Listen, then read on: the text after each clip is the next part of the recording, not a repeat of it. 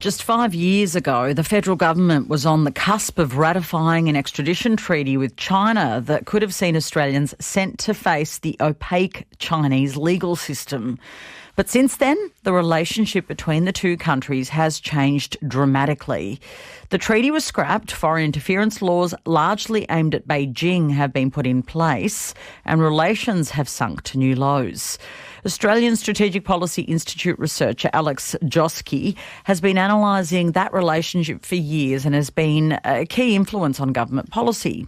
He's just written a book called Spies and Lies, How China's Greatest Covert Operations Fooled the World, and he joins me now.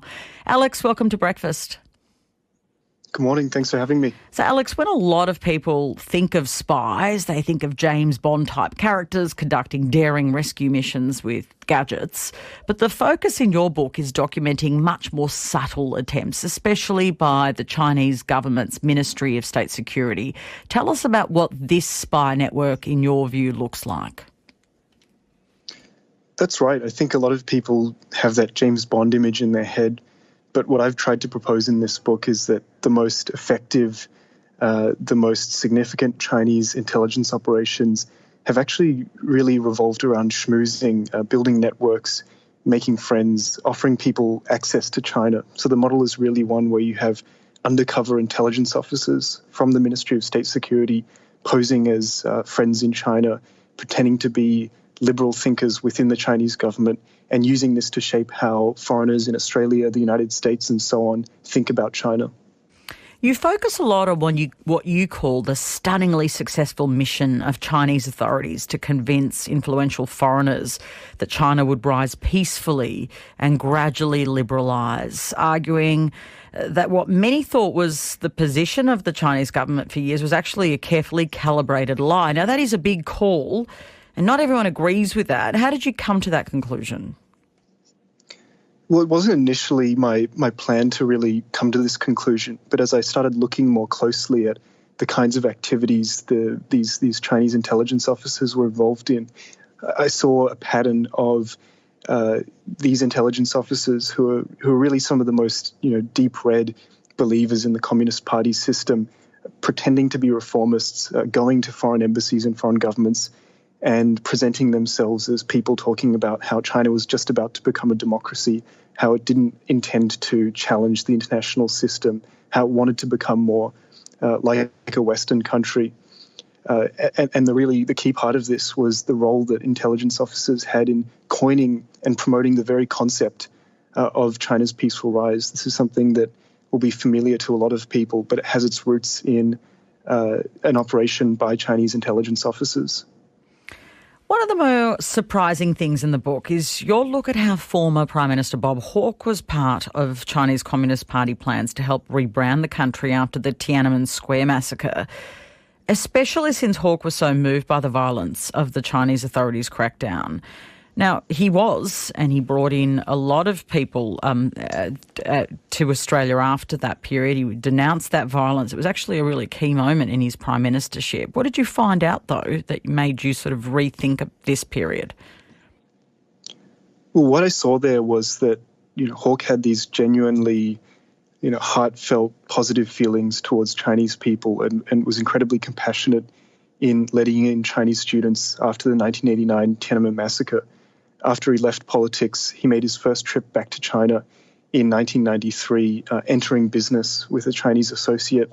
And looking into this case, I found that it was actually a front organization for Chinese intelligence that had organized this trip and invited him to China, and that his business associates were themselves connected to the Chinese intelligence apparatus, and that a senior official from the Ministry of State Security who specialized in exactly this kind of foreign elite influence work was intimately involved in these activities too. So I don't think Bob Hawke knew what he was getting into exactly, but it just shows the kinds of subtle influence that these intelligence officers specialize in. Since you started researching foreign interference, there have been a lot of changes in the Australian-China relationship. Is the Australian government now taking the issue as seriously as you think it should, or should the Australian government and other governments around the world take even stronger action? I think there's been a lot of positive change in this space. The government certainly has improved its policies compared to a couple of years ago. There's much more awareness about the need to manage the risks and challenges posed by China and its rise and its increasing assertiveness. But I think we're still playing catch up. I think, this book argues that China had its mind set on this sort of path maybe even 20 or 30 years ago, whereas it's only a couple of years ago, I think, that the nature of China's intentions, its human rights abuses really became something that we couldn't ignore anymore. So there's a lack of capacity in government. There's a lack of long-term strategy. These are all things that have to be worked out. There has been a thaw in the relationship following Labor's win in this year's election. I mean, a very subtle thaw, to be fair. But Penny Wong has met her counterpart after the Morrison government struggled to get senior officials even on the phone for years, let alone having any face-to-face meetings. And the Chinese government has changed its language at times. How do you read this, and do you see it as a positive change? I think it's a positive development, but I think at the same time, we shouldn't get ahead of ourselves and think that job done, problem solved. I think the Australia-China relationship is going to continue to be very complex and difficult to navigate for the foreseeable future. This is a long-term problem with really core differences between our interests and the interests of the Chinese government. That diplomacy will be an important part of resolving that, but I think we can't expect these tensions to ever really disappear. Thank you so much for joining us this morning, Alex. Thank you for having me. Alex Joske is a senior analyst at the Australian Strategic Policy Institute. He's the author of this book, Spies and Lies, How China's Greatest Covert Operations Fooled the World. It is out today, and you're listening to ABC RM Breakfast.